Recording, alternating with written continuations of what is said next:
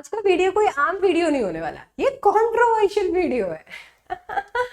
Okay, jokes apart, आज का जो वीडियो है इसके अंदर हम सीखेंगे कि कैसे हम इंग्लिश में ऐसे आंसर्स लिखें कि आंसर देखते ही टीचर समझ जाए कि ये किसी बच्चे ने एकदम स्मार्ट स्ट्रैटेजी फॉलो करके आंसर लिखा है और ये आम स्ट्रैटेजी फॉलो करके लिखा है।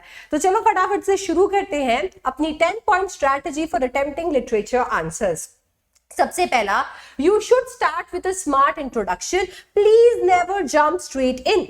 आई नो कि आपकी वर्ड लिमिट मैटर करती है, आई ऑल्सो नो कि आपको डायरेक्टली आंसर करना चाहिए, घुमा फिरा के जलेबी की तरह आंसर नहीं करना चाहिए, बट इसके साथ साथ आई ऑल्सो नो कि आप स्ट्रेट अवे सामने वाले को आंसर नहीं परोस के दे सकते हो, थोड़ा आपका डेवलपमेंट वहां पे होना चाहिए। और आंसर के डेवलपमेंट के लिए it kind of starts at introduction, और उसके लिए आप क्या कर सकते हो, you can start with any of these templates, जैसे कि दिस एक्सट्रैक्ट फ्रॉम, आपका कोई भी चैप्टर पोएम आ गया, बाय ऑथर, ऑथर का नाम आ गया, हाईलाइट्स द थीम ऑफ, फिर थीम आ गया, एक्सप्लोरिंग इट थ्रू, और उसके बाद में कोई भी डिवाइस, कोई भी कैरेक्टर, कोई भी सिचुएशन आ गया। The question reflects the central concern of, फिर उसके बाद में चैप्टर आ गया, पोएम आ गया, and then you know where the writer emphasises, उसके बाद आइडिया आ गया। इन चैप्टर या पोएम आ गया, नाम आ गया, लिख दिया आपने, फिर आपने ऑथर लिख दिया, ऑथर इलिस्ट्रेट्स, उसके बाद में उस चैप्टर का या पोएम का थीम आ गया, बाय शोइंग हाउ, और फिर उस चैप्टर या पोएम का कोई कैरेक्टर या कोई सीन आ गया, आगे लिख दिया अनफोल्ड्स। ना थ्रू, उसके बाद में आपने कोई सिंबल, कोई कैरेक्टर, कोई इमेजरी जिसके बारे में क्वेश्चन में बात हुई है वो आपने लिखा। The writer conveys a deeper understanding of, और उसके बाद में आपने उस चैप्टर या पोएम का थीम बता दिया। This text goes beyond the narrative and touches upon the universal truth of, और उसके बाद में आपने सेंट्रल थीम बता दिया। इस तरीके से आप अपने आंसर्स को शुरू कर सकते हो। Always remember, please address the question word। भाई ऐसे ही एक दिन सोच लिया टीचर ने कि ये वाला क्वेश्चन व्हाट से शुरू करूंगा, ये वाला वाई से, ये वाला हाउ से, ऐसे नहीं क्वेश्चन बनता है। इन व्हाट, हाउ, वाई की अपनी इंपॉर्टेंस होती है, एंड प्लीज एड्रेस इट। अगर आपसे क्वेश्चन पूछता है how does the imagery show, तो please write in your answer how does it show. Most of the students सिर्फ इमेजरी को एक्सप्लेन करके उठ जाते हैं, ये नहीं बताते कि कैसे, और क्वेश्चन पूछ रहा है कैसे, तो आपको सिर्फ इमेजरी को एक्सप्लेन नहीं करना, उसके साथ साथ ये बताना है कि ये इमेजरी कैसे दिखाती है कि फॉर एग्जांपल ब्यूटीफुल नेचर या ब्यूटीज या बाउंटीज जो होती है नेचर में, वो एक लॉन्ग लास्टिंग जॉय का सोर्स होती है ना, तो कैसे भी एक्सप्लेन करना है।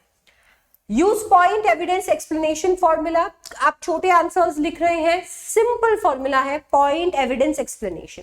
सबसे पहले पॉइंट स्टेट कर दीजिए, आपका आंसर स्टेट कर दीजिए, उसके बाद आपके टेक्स्ट में से यानी एनसीईआरटी में से टेक्सचुअल एविडेंस निकाल लीजिए, और उसके बाद उसे अपने शब्दों में एक्सप्लेन कर दीजिए, और आपका आंसर परफेक्ट बनकर तैयार हो जाएगा। जैसे the phrase ashen face conveys the fragility of the mother, the simile to a corpse emphasizes aging and mortality, making the daughter's anguish more relatable। फिर आता है next is keep your vocabulary academic not overloaded. अब आपको कितने fancy words आते हैं, कितने fancy words अब अपने आंसर में लिखना चाहते हो, उससे आपके एकेडमिक पेपर का कोई लेना देना नहीं है। यहाँ पे आपको एकेडमिक वोकैबुलरी ही लिखनी चाहिए, आपको ओवरबोर्ड नहीं जाना चाहिए, बिकॉज यहाँ पे आपका इकलौता पर्पस है to communicate, and in addition to that you are writing an academic paper, तो आप चाहते हो मार्क्स। अब आप अगर बहुत डिफिकल्ट वर्ड्स, बहुत फैंसी वर्ड्स यहाँ पर यूज कर रहे हो, तो हो सकता है कि कभी कभी किन्हीं वर्ड्स में टीचर्स को भी डिफिकल्टी हो जाए। कभी कभी ऐसा भी हो सकता है कि आप उन्हें किसी पर्टिकुलर सेंस में यूज कर रहे हो, बट टीचर किसी और सेंस में उसे परसीव कर रहा है, तो बहुत मिसअंडरस्टैंडिंग क्रिएट हो सकती है। तो instead cut to the chase and come to these words, these vocabulary, these academic vocabulary words, जिसमें आपके symbolises, highlights, portrays, reflects, emphasises, suggest, इस तरीके के वर्ड्स आते हैं। आपका एग्जामिनर देखते ही समझ जाएगा कि ये बच्चे ने रट्टा लगाया है इस जार्गन का, इस बच्चे ने रट्टा लगाया वोकैबुलरी का और बस रट के लिख दिया है, इसको समझ में कुछ नहीं आ रही है, टीचर को ये समझ में आ जाएगा। तो लेट्स नॉट डू दैट, क्योंकि इसमें हमारे मार्क्स कटेंगे। आते पॉइंट नंबर 5 पे, do not retail the story. हमें वापस से ऑथर के लिखी हुई कहानी आपके मुंह से सुनने में कोई दिलचस्पी नहीं है। Do not waste words on what happened in the chapter, because ये जब आप करने बैठते हो तभी आपकी वर्ड लिमिट एक्सीड होती है।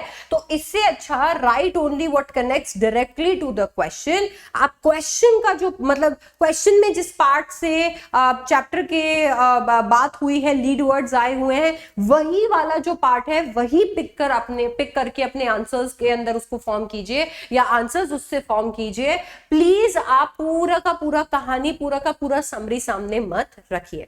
Structure your details in layers. सबसे पहले आपको आंसर करना है। आपका जो आंसर है, जब आप अपना डिटेल वाला पार्ट बना रहे हो तो make sure that you are putting your answer forward. उसके बाद उसका टेक्सचुअल रेफरेंस आप दे रहे हो, एंड देन ऑफ कोर्स आप उसे कहीं ना कहीं जो सेंट्रल थीम है उसके साथ भी कनेक्ट कर रहे हो।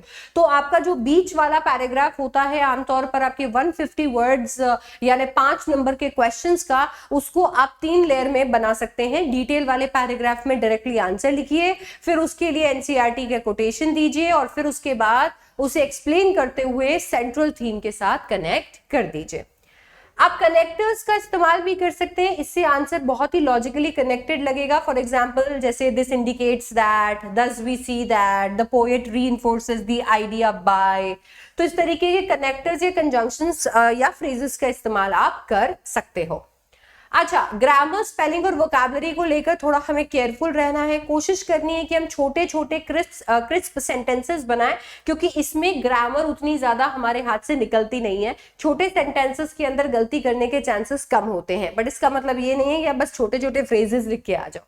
याद रखो, जब तक आपको 100% किसी वर्ड की स्पेलिंग पता ना हो तब तक बड़े बड़े शब्दों का इस्तेमाल ना करो। ऐसे वर्ड्स को अवॉइड करो जो बहुत बल्कि हैं। जस्ट बिकॉज आपको लग रहा था कि चलो मैं थोड़ा शोबाजी कर लेता हूं, तो आपने उन्हें लिख दिया है, बट उनकी स्पेलिंग गलत हो गई तो नंबर कट जाएंगे। तो अगर आप 100% श्योर नहीं हो तो उन वर्ड्स को अवॉइड करो। Also avoid texting style abbreviations. आप एक ऐसी जनरेशन का हिस्सा है जहां पे आप कुछ भी लिखते हैं तो उसे ऑटो करेक्ट कर दिया जाता है, तो जिसका मतलब है आपको बहुत सारी स्पेलिंग्स याद नहीं होती हैं, और आप टेक्स्ट फॉर्म के अंदर बात करने लगते हैं जिसमें आप आधी अधूरी स्पेलिंग्स लिखते हैं। और कभी कभी जब आप आंसर्स लिख रहे होते हैं वो सबकॉन्शियसली, मतलब हो सकता है कि आप जानबूझ के ना कर रहे हो, बट सबकॉन्शियसली आपके आंसर में दिखती है। Please avoid that. And with a punchy conclusion. हाँ, एकदम अब्रप्टली मत छोड़ के चले जाओ यार, एक बढ़िया से कंक्लूजन के साथ में हमेशा हमें एंड करना चाहिए। जैसे कि कुछ कंक्लूजन के टिप्स यहाँ पर है, जैसे दस the passage not only deals with, फिर थीम आ गया, बट ऑल्सो रिमाइंड्स ऑफ, फिर बिगर थीम आ गया। Therefore the character event become symbolic of, फिर वो आइडिया आ गया, giving depth to the text. In conclusion, the poem or story highlights for theme आ गया, making it timeless in relevance. Hence, we see how literature connects individual experiences with universal emotions. Therefore, the text achieves more than storytelling; it communicates a larger truth. आप याद रखेंगे कि यहाँ पे आपका कोई टेक्स्ट के साथ में, आपके एनसीईआरटी के साथ में हमेशा स्टिक करके रखना जरूरी नहीं है। आपसे लिटरेचर का एनालिसिस मांगा है, इंटरप्रिटेशन मांगा है, तो आप उसे अपने वर्ड्स के अंदर जितना लिखेंगे उतना वजन आपके आंसर में आएगा। तो आप इस तरीके के कंक्लूजन जरूर बना सकते हैं अपने आंसर के एंड में। फाइनली आपको अपना टाइम बहुत स्मार्टली मैनेज करना है, बिकॉज इन सारी चीजों के चक्करों में कभी कभी क्वेश्चंस ही छूट जाते हैं और वो हमें नहीं करना है। हम कोशिश करेंगे कि लिटरेचर आंसर्स के लिए 1 नंबर बोले तो 1 मिनट का रूल ये हम फॉलो करें। मतलब अगर 6 नंबर का क्वेश्चन कोई आता है तो 6 मिनट उस पर स्पेंड करने हैं। आपको मैक्सिमम 5 नंबर का क्वेश्चन मिलेगा तो आपको उस पर केवल 5 मिनट्स लगाने हैं। अब ये चीज आपको जरूर याद रखनी है कि ये 5 मिनट्स इतना जल्दी अचीवेबल नहीं है। अभी आपको बहुत प्रैक्टिस करनी पड़ेगी और तब जाके आप वहां पर पहुंचोगे। आपके प्रीबोर्ड्स आने वाले नवंबर और दिसंबर में, आप वहां पर एक ऐसे लेवल पर पहुंच जाओ कि आप 5 to 7 मिनट्स के बीच में आपका 5 मार्कर फिनिश कर दे रहे हो। उसके लिए आपको अभी से लग जाना है प्रैक्टिस करने के लिए, ताकि आप जब एग्जाम में मार्च में पहुंचो तब आप शायद एकदम इस तरीके से आंसर लिख पा रहे हो कि 5 मिनट के अंदर 150 वर्ड्स खत्म। ठीक है, कोशिश हम लोगों को यहाँ पर यह भी करनी है कि हम एक स्ट्रक्चर्ड इंट्रो, 2 पॉइंट्स और फिर कंक्लूजन के साथ अच्छे आंसर्स बना सकते हैं। तो अगर आप कहीं पर किसी आंसर में अटक जाओ तो एक अच्छा इंट्रो करो, 2 अच्छे पॉइंट्स लिखो और कंक्लूजन करके खत्म कर दो। आधा अधूरा आंसर या आधा स्ट्रक्चर्ड आंसर जो है वो स्टिल बेटर कर बेटर परफॉर्म कर सकता है एक इनकम्प्लीट आंसर के कंपैरिजन में। तो अगर कहीं पे अगर आप अटक जाते हो तो आप जिस भी पॉइंट पे अटके हो, इंट्रो के बाद में समझ में नहीं आ रहा, उससे जुड़ी हुई जो भी 2 डिटेल आती है वो लिखो और फिर कंक्लूजन जैसे मैंने बताया वो लिखो। डिटेल में 2 पॉइंट्स लिख दिए, आगे समझ में नहीं आ रहा, सीधा कंक्लूजन लिख दो। अगर आप उतने वर्ड्स नहीं क्रिएट कर पा रहे हो जितने मिनिमम आपको चाहिए, या फिर आप उतने पॉइंट्स नहीं मेंशन कर पा रहे हो जितने आपसे पूछे गए हैं, कोई बात नहीं, एटलीस्ट आप इतना भी अगर कर पा रहे हो तो भी आप बेटर मार्क्स स्कोर कर पाओगे बजाय आधे अधूरे आंसर के। आपका सैंपल आंसर कुछ इस प्रकार दिख सकता है। 40 मार्कर्स जो होते हैं 2 मार्कर्स जो होते हैं वो 40 वर्ड्स में लिखने होते हैं और उनका क्वेश्चन मान लो जैसे ऐसे आ गया, what does the imagery of the ashen face suggest about mother's condition. तो हमने यहाँ पे पूरा इसको 40 मार्क्स के अंदर लिखना है, तो we have taken care of everything. और वो कैसे बन के आएगा, the phrase ashen face compares the mother's appearance to that of a corpse, symbolizing her old age, fragility and nearness to death. It conveys the poet's sudden realization of mortality and her deep emotional pain at this sight.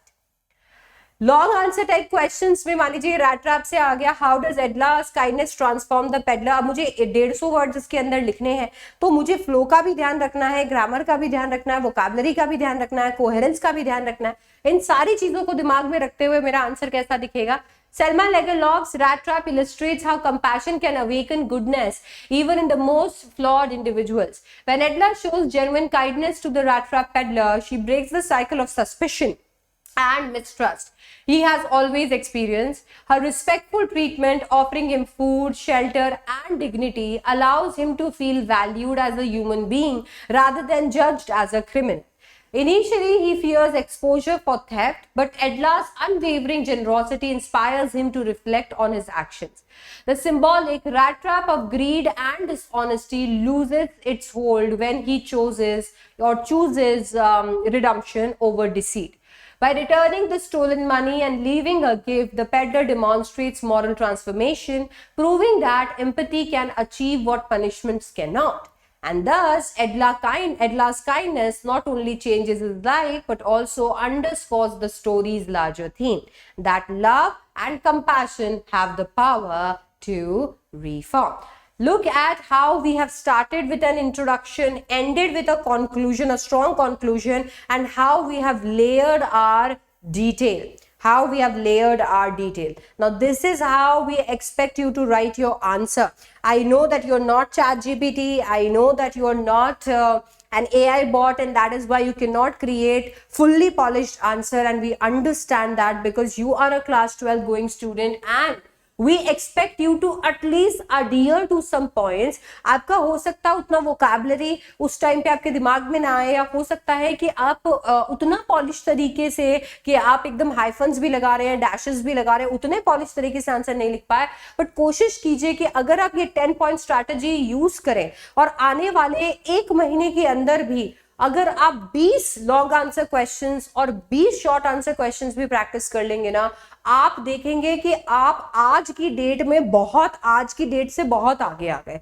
आप literally देखेंगे कि आपका answers transform हो रहे हैं। And अगर आपने इस प्रैक्टिस को फॉलो किया मार्च तक, तो आप अपने आप में बहुत बड़ा चेंज देखेंगे। एंड ट्रस्ट मी, वही रिक्वायर्ड है। आपके जो एफर्ट्स है वो आपके आंसर्स में हमें दिख जाते हैं, तो वही रिक्वायर्ड है। आपको बॉट्स के साथ में कंपैरिजन करने की जरूरत नहीं है। आपको ये सोचने की जरूरत नहीं है कि इस बुक के अंदर तो ऐसा आंसर है, यहाँ पे तो ऐसा आंसर है, मेरे से तो ऐसा आंसर नहीं लिखा जाता। ऑथर्स एंड बॉट्स से आप कंपैरिजन कब तक करेंगे? तो आपको वैसे ही आंसर लिखने हैं जैसे कि एक 12th ग्रेडर को लिखना चाहिए। एंड उसके लिए आपको ये 10 पॉइंट्स अपने दिमाग में रखने हैं और आपका जो इंग्लिश का लेवल है उसको अपने दिमाग में रखना है एंड स्टार्ट क्रिएटिंग।